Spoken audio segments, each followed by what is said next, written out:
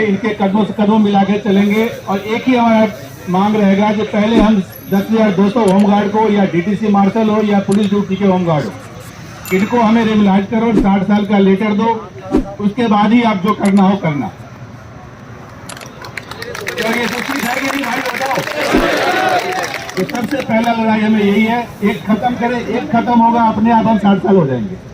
कि जब तक एक हमारे माथे पे लिखा रहेगा काला दाग है ये, जब तक ये नहीं मिटेगा, जब तक हमें 60 साल का अनुमति कोई नहीं दे सकता है। तो पहले तो हमें 60 साल का ये जो निष्काम सेवा भवन है ये हटाए और 60 साल के लिए हम दिल्ली सरकार से मांगते रहे कि उन्होंने वो वादा कर रखा है, हम उनको जिताए, 2 बार 3 बार जिताए उनको, लेकिन वो फिर हमें जीतने के बाद भूल गए शायद। तो आज उनको अपनी आवाजों से उनकी नींद को जगाएंगे, उठाएंगे और अपनी बात को हम कहेंगे।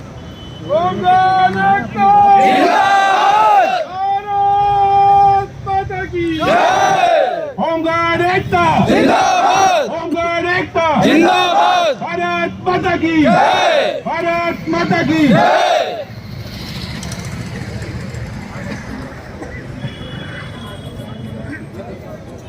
जन समूह पार्टी जिंदाबाद, जन समूह पार्टी जिंदाबाद, भाई मनजीत सिंह जिंदाबाद, भाई मनजीत सिंह जिंदाबाद। अब मैं रोहित गौतम जी से प्रार्थना करूंगा कि अध्यक्ष जी के विषय में जो अपने विचार रखें। भारत माता की जय, भारत माता की जय। मनजीत भाई जिंदाबाद, मनजीत भाई जिंदाबाद, जन समूह पार्टी जिंदाबाद, जन समूह पार्टी जिंदाबाद। हम जन समूह पार्टी के अध्यक्ष श्रीमान मनजीत सिंह जी का हार्दिक स्वागत करते हैं, जो हमारे साथ कंधे से कंधा मिलाकर खड़े हैं। और मैं उम्मीद करता हूं इनसे कि ये हमारे साथ ऐसे ही खड़े रहेंगे। और भाइयों, एक मैडम है हमारे साथ जिनका नाम है राधिका, जो कि दिल्ली होमगार्ड में भी नहीं है, जब भी वे हमारे साथ हैं। और उन्होंने भी इनको पूरा आश्वासन दिया है कि वे हमारा पूरा सहयोग में रहेंगी। तो मैं चाहता हूं कि वो भी 2 शब्द आप लोगों से कहें।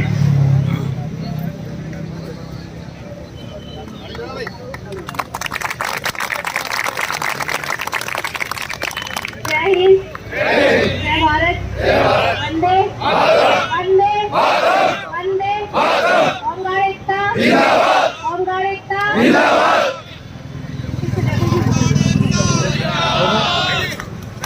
आवाज नहीं जा रही। भाइयों, मैं आपको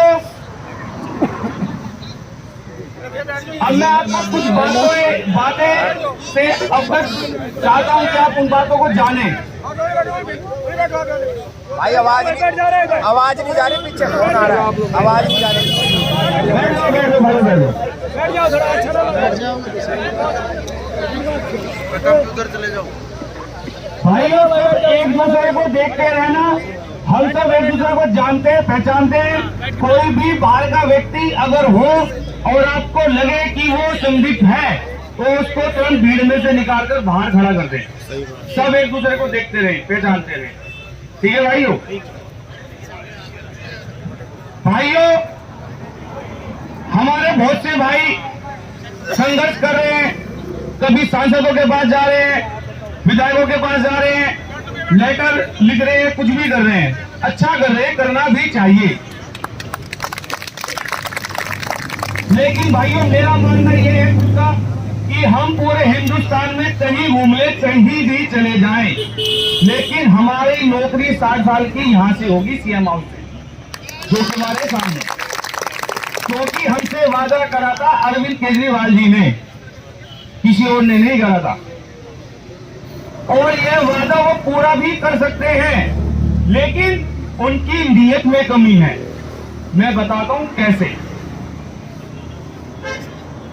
बॉम्बे होमगार्ड एक्ट में इसमें लिखा है कि दिल्ली होमगार्ड का कार्यकाल 3 साल का होगा। उस एक्ट में कहीं नहीं लिखा कि इनको 3 साल के बाद निकाल दो, दोबारा मत रखो।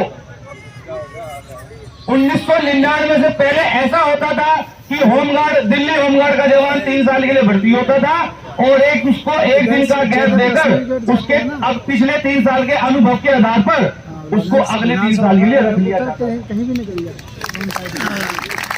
फिर उसको एक दिन का गैप देकर उसके पिछले 6 साल के अनुभव के आधार पर अगले 3 साल के लिए रख लिया जाता था। लेकिन सन 1999 में हमारे भाइयों ने मांग रखी कि हमको परमानेंट कर दो। वो वही गलती कर बैठे। हमें उस गलती को नहीं दोहराना, हमको परमानेंट नहीं होना। परमानेंट होने के लिए हमारे पास बहुत समय मिलेगा जब हमारी नौकरी 60 साल के लिए नियमित हो जाएगी। पहले घर बनता है, बुनियाद रखी जाती है, उसके बाद दीवार खड़ी होती है, उसके बाद छत गिरती है। हमारी बुनियाद 2009-2012 में रखी गई थी जब हम एग्जाम देकर भर्ती होकर आए थे।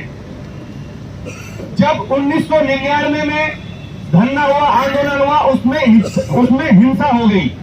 जब उसमें हिंसा हो गई, उस वक्त की कांग्रेस गवर्नमेंट ने एक स्टैंडिंग ऑर्डर निकाला और उन्होंने बॉम्बे होमगार्ड एक्ट का हवाला देकर बोला कि हम इनको सिर्फ 3 साल के लिए रखेंगे और 3 साल के बाद निकाल देंगे और फिर अगले 3 साल के लिए फ्रेश नए जवानों को भर्ती करेंगे। रोजगार देकर 3 साल बेरोजगार को 3 साल का रोजगार दिया और फिर उसको दोबारा बेरोजगार कर दिया और अगलों को फिर रोजगार देकर फिर उनको भी बेरोजगार कर दिया। यह सिस्टम इनका सन 2009 तक चलता रहा। फिर उस टाइम की कांग्रेस गवर्नमेंट ने बोला कि हम 3 साल रखेंगे और 3 साल के अनुभव के आधार पर अगले 2 साल इनको दे देंगे। बस वो वही गलती कर गए। जब आप 3 साल के बाद 2 साल के लिए रख रहे हो तो 3 साल के बाद दोबारा 3 साल के लिए क्यों नहीं रखा? फिर उन लोगों ने कहा 2013 में कि हम 5 साल के बाद इनको निकाल देंगे, लेकिन अगर ये दोबारा एग्जाम देकर आए तो हम इनको दोबारा 5 साल के लिए रख लेंगे। एक होमगार्ड ने एग्जाम देकर आया और फिर वो दोबारा होमगार्ड बनने के लिए दोबारा एग्जाम देगा। ये कौन सा नियम हुआ? उसी पोस्ट के लिए अगर दोबारा एग्जाम देना पड़े तो वो तो अन्याय हुआ ना? अन्याय है ना भाइयों? अब ये लोग कहते हैं कि हम आपको निकाल देंगे, अगर आपको दोबारा भर्ती होना है तो एग्जाम दो। भाई हम 2009-2012 में एग्जाम देकर तो आए थे। या तो आप हमें हवलदार बनाओ तो हम लगे भी हम हवलदार बनने वाले तो हम एग्जाम दे, पोस्ट बढ़ेगी हमारी, उसी पोस्ट के लिए दोबारा एग्जाम देंगे। फिर कहते हैं कोई नहीं, हम आपको 20 नंबर की छूट देंगे। अच्छा मजा आ गया भाई। जब आप हमको दोबारा भर्ती कर रहे हो, छूट भी दे, तो एग्जाम क्यों लोगे आप हमसे? और आप हमको निकाल कर किसी और को रखोगे और 5 साल बाद उसको भी निकाल दोगे। हमारे साथ तो अन्याय कर रहे हो और जिसको आप भर्ती करके लाओगे उसके साथ भी अन्याय होगा। होगा नहीं होगा? तो भाइयों क्या हो सकता है इसमें ये हो सकता है कि अरविंद केजरीवाल जी कैबिनेट की मीटिंग बुलाएं और एक प्रस्ताव बनाएं, उसमें नियम ये बनाएं कि दिल्ली होमगार्ड का कार्यकाल 3 साल का होगा और उसके 3 साल के कार्यकाल के आधार पर उसको अगले 3 साल के लिए रखा जाएगा। फिर उसके 6 साल के कार्यकाल के आधार पर उसको दोबारा अगले 3 साल के लिए रखा जाएगा और यह क्रम उसकी 60 वर्ष की आयु तक चलता रहेगा। यह हो सकता है, बिल्कुल यही होगा और होना भी चाहिए।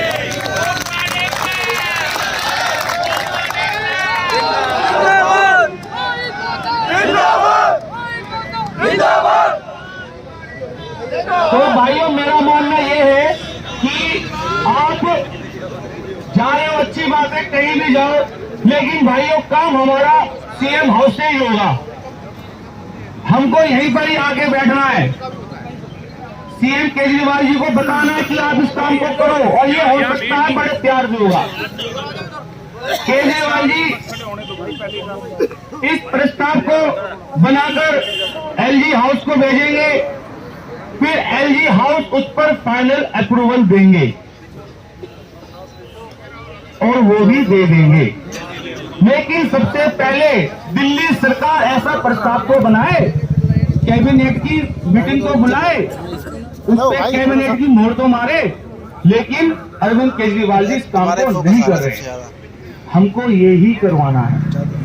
करवाएंगे ना? बिल्कुल करवाएंगे।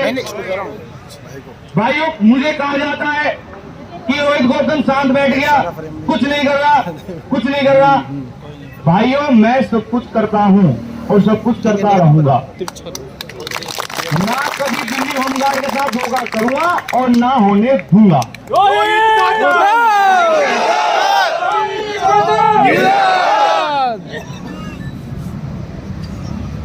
हमारी एकता को तोड़ने के लिए बहुत लोग बीच में आते हैं। शेयरिंग करते हुए हट जाता है। वो मुझे गंदी गंदी गालियां देते हैं, मेरे घर वालों को गालियां देते हैं। मैं कुछ टाइम के लिए हिम्मत हार जाता हूँ, ये सच है। लेकिन मैं फिर उठता हूँ, फिर जागता हूँ कि अगर मेरी मेहनत से 10,000 लोगों का रोजगार बचा रहता है तो मैं उस मेहनत को क्यों ना करूं।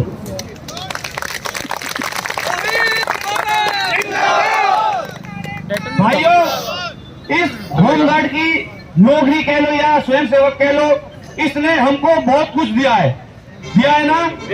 अगर आज हम सब यहाँ पर एक हैं तो इस नौकरी की वजह से ही है। अगर आज मैंने जैकेट पहनी है तो इसकी सैलरी से ही पहनी है। तो भाइयों, कसम खाओ, इतनी आसानी से इस वर्दी को अपने शरीर से जाने नहीं देंगे। दिन रात एक हो जाएगा, जहां बैठना पड़ेगा वहां बैठेंगे, लेकिन अपने कंधे से दिल्ली होमगार्ड के बैच को जाने नहीं देंगे। बहुत कुछ दिया है इसने हमको और बहुत कुछ लेना है हमें इससे। सरकार कहती है कि हम भर्ती निकालेंगे, जैसे ही वो भर्ती पूरी हो जाएगी आप सब लोगों को घर भेज देंगे। हमें भर्ती नहीं निकलने देनी किसी भी कीमत पर। आज हम यहाँ पर एक साथ बैठे हैं, अगर भर्ती निकल गई और वह पूरी भी हो गई तो हम में से 30% लोग भर्ती होकर वापस उसमें आ जाएंगे, क्योंकि हम इतने भी बेवकूफ नहीं है, एजुकेटेड है सब। जो 30% लोग दोबारा भर्ती होकर आ जाएंगे वो फिर हमारे धंधे में नहीं आएंगे। वो तो कहेंगे अब तो मेरी नौकरी 9 साल की होगी, मैं क्यों जाऊं वहां पे। लेकिन जो भर्ती होकर नहीं आया वो आएगा, फिर हमारी क्या होगी, भीड़ कम हो जाएगी। तो आप सब लोग ये मान के चलो कि आप दोबारा भर्ती नहीं हो सकते। जो भर्ती हो गए आएंगे वो दूसरे लोग आ जाएंगे। इसलिए ही हमको उस भर्ती को रोकना है और बिल्कुल रोकेंगे। सब कहते हैं कि भाई मिलकर चलो, मिलकर चलो। भाई मिलकर तो चल रहे हैं। आरपी पाल जी हमारे साथ है। कौन है वो HGWO टीम वाले? है कोई? बताओ। एक भी नहीं है। क्यों नहीं है भाइयों, बताओ। आरपी पाल जी है। HGWO टीम वाले है कोई? एक भी नहीं आया। क्यों नहीं आया भाइयों? कहां गए वो संतोष जी शुक्ला जी? कहां गए? क्यों नहीं आया आज? वो वादा करते हैं, दावा करते हैं कि मैं कर रहा हूं, मैं करवा दूंगा। क्यों नहीं आए वो हमारे बीच में? कहां है अरुण जी? कहां है? नहीं आए भाइयों।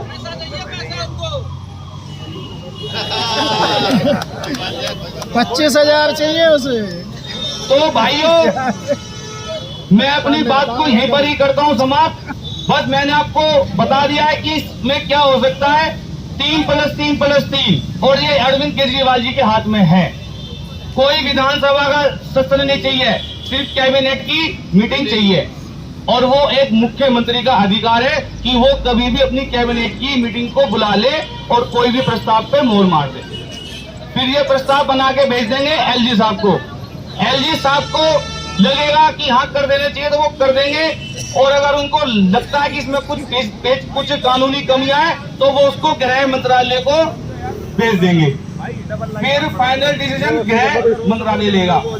लेकिन भाइयों, फाइल तो बने, ऐसा प्रस्ताव तो बने, फिर तो जैसे जैसे प्रस्ताव चलता रहेगा हम भी उसके पीछे पीछे चलते रहेंगे। यहाँ से बनेगा, एलजी हाउस पहुंचेगा, हम लोग एलजी हाउस में जाके बैठ जाएंगे। एलजी साहब करो,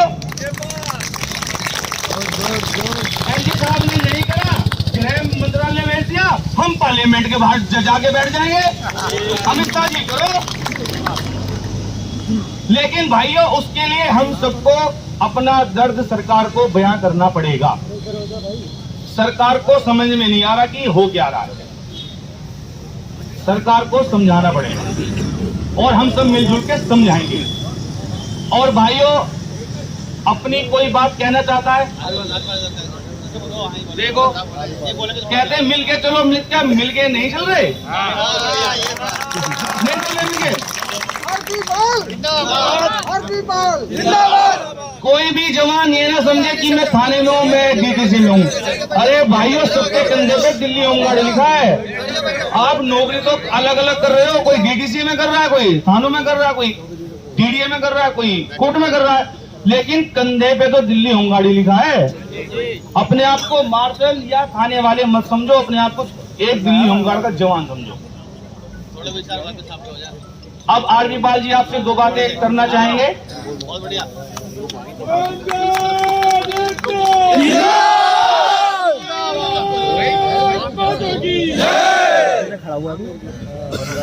भारत माता की जय, भारत माता की जय, भारत माता की जय। साथियों, जैसा कि आप सभी को पता है कि 31 मार्च 2023 हम सबकी वैलिडिटी खत्म होने वाली है, तो हम सब आए हैं अपना रिचार्ज कराने। क्या करवाने आए हैं? रिचार्ज। जब तक हमारा रिचार्ज 60 साल नहीं होगा, जब तक हम अपने अपने विधायक और सांसद से मिलेंगे ही और यहाँ से हटेंगे नहीं। तो इस काम को जो है हम तमाम साथी यहाँ पर मिलकर ही अपना 60 साल करवा के ही हटेंगे। इसके लिए आप सभी राजी हैं? कुछ ही लोग राजी हैं। जब तक पूरे 10,000 होमगार्ड 10,000 की बात नहीं करेगा ना, तो कोई भी कुछ नहीं करवा पाएगा। अगर हमारी एकता, हमारी यूनिटी इसी तरह बनी रही तो 60 साल भी होगा साथियों। और इस काम को हम मिलके करेंगे और तमाम साथी इस बात को आज से अभी से ही अपने दिल और दिमाग में गांठ कर लेंगे कि 60 साल ही करवाना है। जैसे अन्य राज्यों में है, देश की राजधानी दिल्ली में नहीं है, तो हम सबको मिलकर ही अपने अपने 60 साल का होमगार्ड का हर जवान सेवा करे। उसके लिए हम सबको यहाँ पर अपने तमाम साथियों को बताना, समझाना है और अपनी यूनिटी को बरकरार रखना है। इसी कड़ी में हम अपने क्रांतिकारी साथी धर्मेंद्र माझी साहब को माइक दे रहे हैं। भारत माता की, भारत माता की, वंदे वंदे। भाई आवाज नहीं आ रही आप लोगों की, साथ ही हुआ किधर से आ रहे हैं? विधानसभा से। तब तक भाइयों राइट को जा, राइट एक बार पीछे वाले बोलेंगे तो एक काम करो, यहाँ से कोई टुकड़े हुए ना, एक को हिंदुस्तान, एक को भारत बोलते हैं ना। कश्मीर साइड से पहले राइट वाले तो राइट में हो जाओ। दिल्ली और उत्तर दिल्ली में कितना फर्क है? इधर वाले बोलेंगे, इधर वाले सारे शांत रहेंगे। इधर ये बस 135 बस बहुत, ये मुझे याद है, हम 2019 में मिले थे बस आ रही है तो अपनी भर्ती के जहाँ से मनोज तिवारी के पास भी गए और उनको फिर आज हम वहीं आ गए हैं।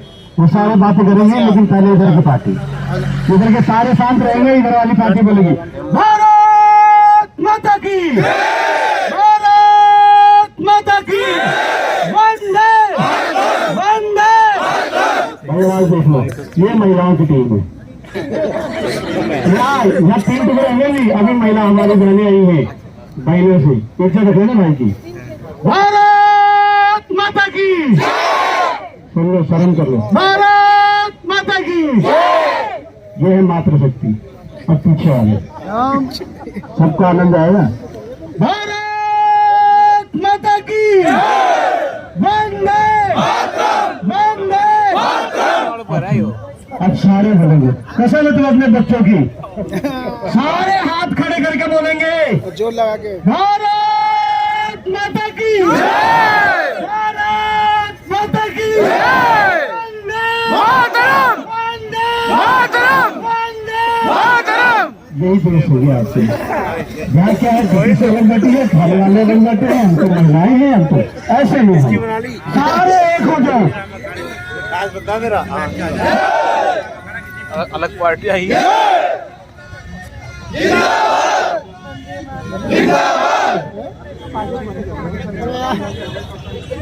हमारे बीच में पंकज कहाँ गया?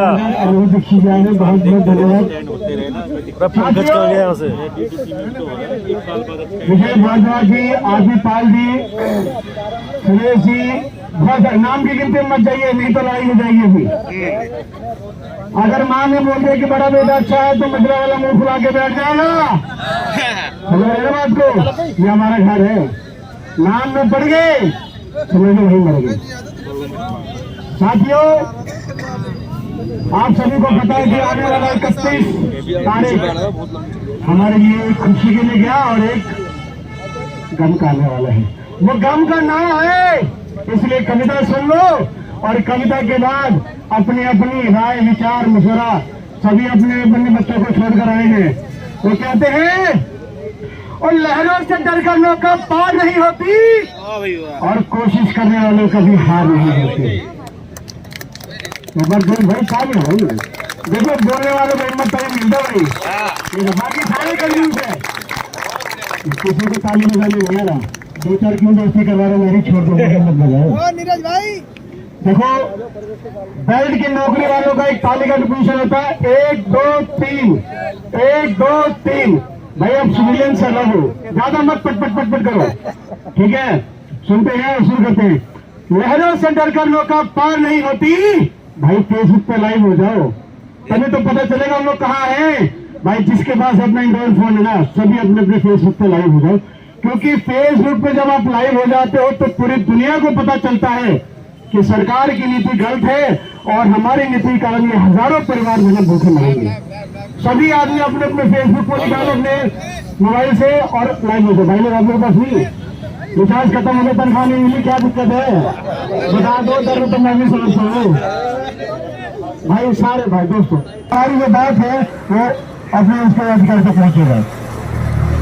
साथियों, लहरों से डर कर नौका पार नहीं होती और कोशिश करने वालों को भी ज्यादा नहीं मिलती। जैसे जेब नजदीक आती जाएगी ना, दिन के कहेंगे वो भैंसे खाली हाथ लौट आता है। ये वही जगह है जहाँ हम लोग 27 दिन भूखे प्यासे बैठे हुए थे, जहाँ पर कैश वाले बैठे थे, आज हम उधर बैठे थे, आज उधर बैठे थे। जगह वही है और फिर उसी के ऊपर है ये कहानी कि लहरों से डर कर नौका पार नहीं होती और कोशिश करने वालों कभी हार नहीं होती। 2019 में भी यही हुआ था, हम लोग बार बार आ रहे थे और बार बार जा रहे थे, लेकिन हमारी कोशिश इसलिए लहरों से डर कर नौका पार नहीं होती और कोशिश करने वालों कभी हार नहीं होती। सिंध नदी में डूब के गोता खूब लगाता है, जा जाकर खाली हाथ लौट आता है। हम भी आते हैं, जाते हैं, बार बार चले जाते हैं, रहता इसी हैरानी में, लेकिन उसकी हर बार खाली नहीं होती और कोशिश करने वाले कभी हार नहीं होती। साथियों, असफलता एक चुनौती है, असफलता ये देखना कि कौन से कहाँ क्या गलती रहेगी, चुनौती है।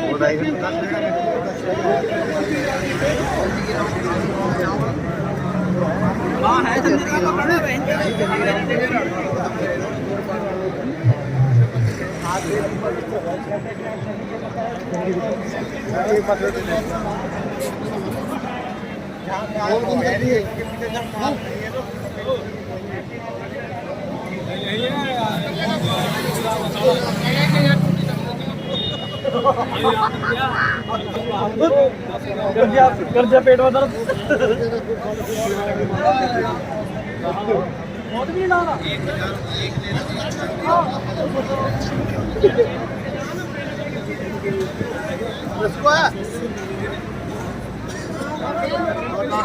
चलेगा नहीं इसके बिना 2000 रुपये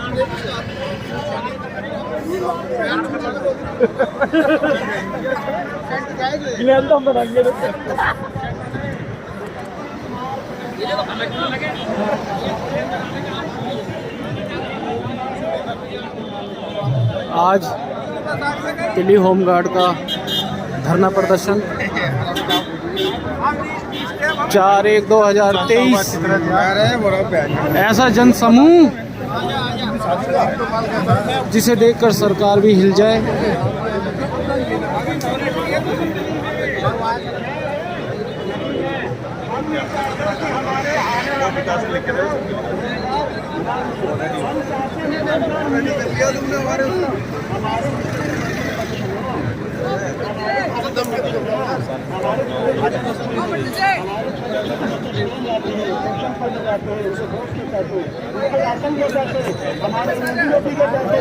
हमारा हिस्सा तो मत छीनिए, हमें दूसरे से तकलीफ है।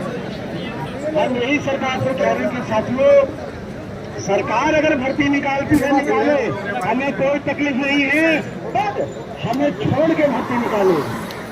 1962 के बाद निकल जाओगे 10,235 की हमारी स्ट्रेंथ रखी गई थी।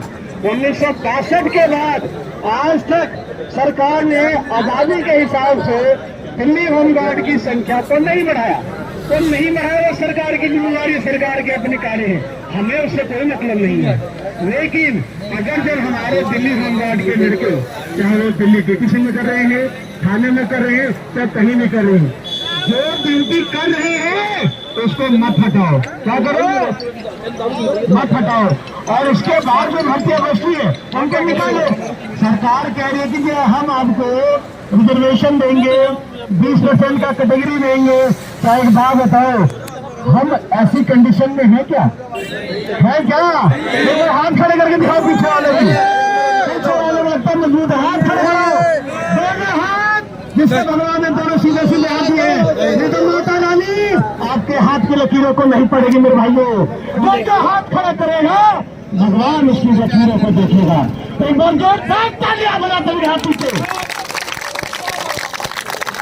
साथियों, मैं आपको यही बताना चाह रहा हूँ, हमें नई भर्ती से कोई तकलीफ नहीं है, लेकिन अगर नई भर्ती निकलती है, हम सिर्फ इस बात से डर रहे हैं कि आने वाले टाइम में जो मेरे से बड़ा भाई 50 साल का हो गया, 55 साल का हो गया, हम सब कहीं ना कहीं फील्ड का काम करते हैं, स्कूटर चलाते हैं, मोटरसाइकिल चलाते हैं, किसी के घुटने टूटे पड़े हैं, किसी के हाथ टूटे पड़े हैं। आप फिजिकल को पार नहीं कर पाएंगे, हमें ऐसा लगता है। और दूसरी बात, हम उनकी एजुकेशन क्वालिफिकेशन को भी मीट नहीं कर पाएंगे। हम भर्ती में 10वीं पे और वो लगा देगा सीधा पोस्ट ग्रेजुएट, MBA, ले कंप्यूटर कोर्स, ले ITI। इसीलिए हम लोग भाई लोग अगर बैठ जाएंगे ना, पीछे वाले को और दिख जाएगा। देखो अभी ये चलेगा प्रोग्राम, हाँ, अगर बैठ जाएंगे तो बहुत ही अच्छा लगेगा। व्यवस्था भाई लोग बैठ जाएंगे, भाई मेरे दोस्त, मेरे भाई हाथ बैठ के नहीं बदलेंगे। अभी तो लड़ाई बहुत दूर है भाई, पीछे वाले भी, पीछे वाले मेरे दोस्त, मेरे भाई लोग अगर आगे आ जाएंगे बड़ी मेहरबानी होगी। पीछे वाले को देखो कितनी आबादी है हमारी। साथियों, ये पकड़ के बैठना ये पीछे वाले कितनी बड़ी आबादी।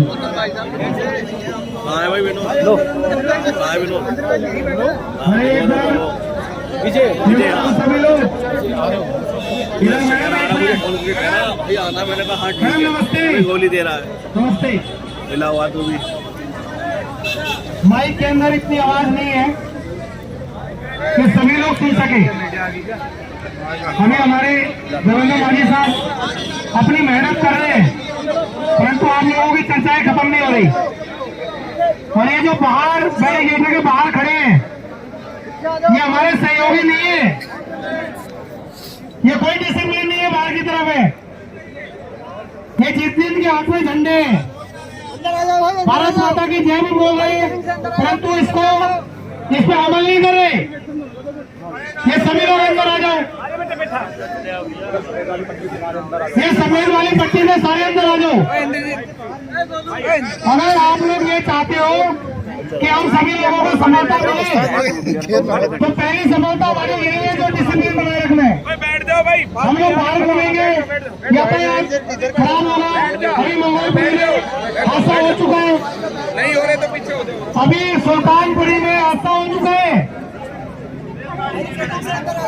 बैरिकेड के अंदर आ जाओ आप सभी लोग। किसी को कोई मौका नहीं है बोलने का।